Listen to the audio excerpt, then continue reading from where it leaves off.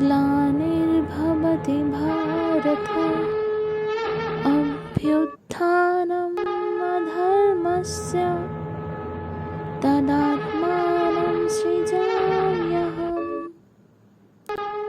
परित्राणाय साधूनां विनाशाय च दुष्कृतां धर्म संस्थापनार्थाय संभवानि युगे अर्थात जब जब धर्म की हानि होती है और पाप में वृद्धि होती है, हे पार्थ, उसी समय मैं स्वयं पृथ्वी पर प्रकट होता हूँ। सज्जनों के रक्षा हेतु दुष्टों का संहार करने के लिए युगों युगों तक धरती पर धर्म के सिद्धांत को फिर से स्थापित करने हेतु। देश में चलते हालात को देख के अब तो बस यही उम्मीद है कि वो स्वयं प्रकट होंगे और कोरोना इत्यादि महामारी का विनाश करेंगे और हम सबको इससे रक्षा करेंगे। 31 दिसंबर 2019 जब पूरा देश आने वाले साल की स्वागत में खुशियां मना रहा था, तभी चाइना के वुहान सिटी ने WHO को एक नई बीमारी के बारे में सूचित किया, जिसके लक्षण कुछ न्यूमोनिया के जैसे थे। पर 7 जनवरी 2020 उस बीमारी को शनाख्त किया गया और नाम रखा गया कोविड-19 कोरोना वायरस। देखते ही देखते पूरे शहर को कोरोना वायरस ने अपने चपेट में ले लिया और कई लोग अपने जान गंवाए और कई लोग अपनों के जान गंवाए। पूरी दुनिया में मानो हाहाकार मची हुई थी, जिसके चलते दुनिया मानो थम सी गई थी।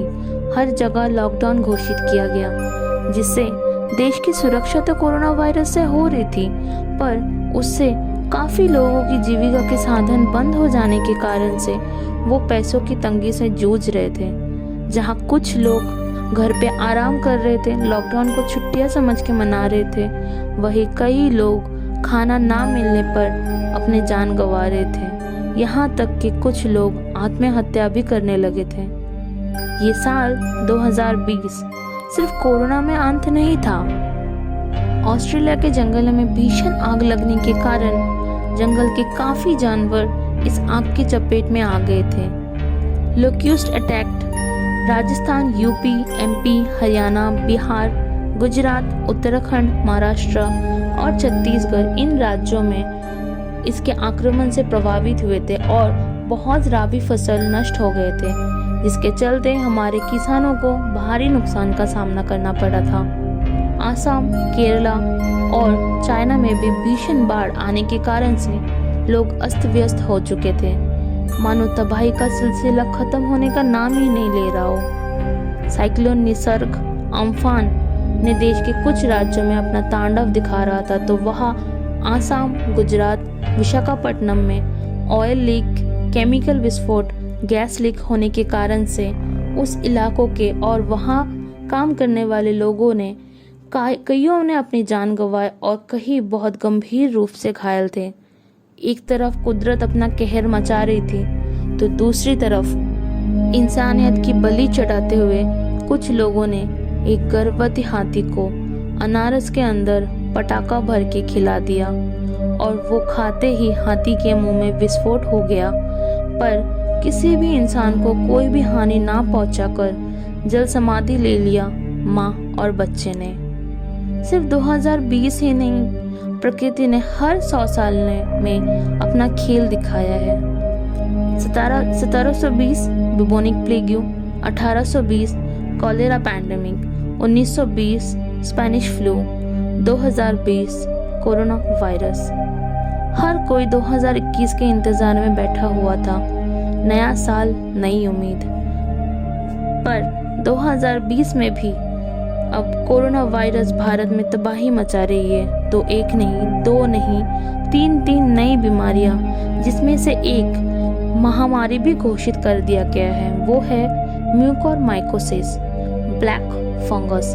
ये एक बहुत ही सीरियस और रेयर फंगल इन्फेक्शन है और ये खास करके उन लोगों में हो रहा है जिनका कोई बीमारी चल रहा हो या कोई मेडिसिन कोई ले रहा होता है, जिससे शरीर की रोग प्रतिरोधक क्षमता कम होता है और जो कोरोना से हाल ही में ठीक हो रहे उनमें भी ये ज़्यादा पाए जा रहे हैं। इस बीमारी ने आपको पहले धुंधला नज़र आएगा, आपको चेस्ट पेन हो सकता है, सांस लेने में दिक्कत हो सकती है और यह आपके ब्रेन, आई और नोज़ में ज़्यादा इफेक्ट कर रहा है। डायबिटीज़ के पेशेंट खास करके अपना बहुत ही ज़्यादा ध्यान रखें। पर यह बीमारी कोरोना की तरह एक इंसान से दूसरे इंसान में नहीं फैलता है। वाइट फंगस ये इतना खतरनाक नहीं है, इसका इलाज हो रहा है, पर इसके सिम्टम्स कुछ ब्लैक फंगस की तरह ही है।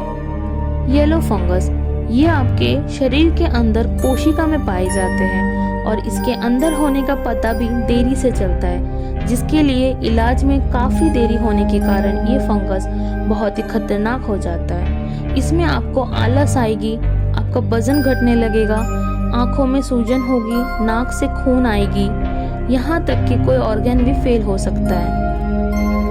हम में से किसी को नहीं पता ये सिलसिला कब खत्म होगा, पर देश के हीरोज, डॉक्टर्स, नर्स और सभी लोग जो बाहर अपने परिवार से दूर जान हथेली पर लेकर दिन रात सेवा कर रहे ताकि हम अंदर सुरक्षित रह पाए।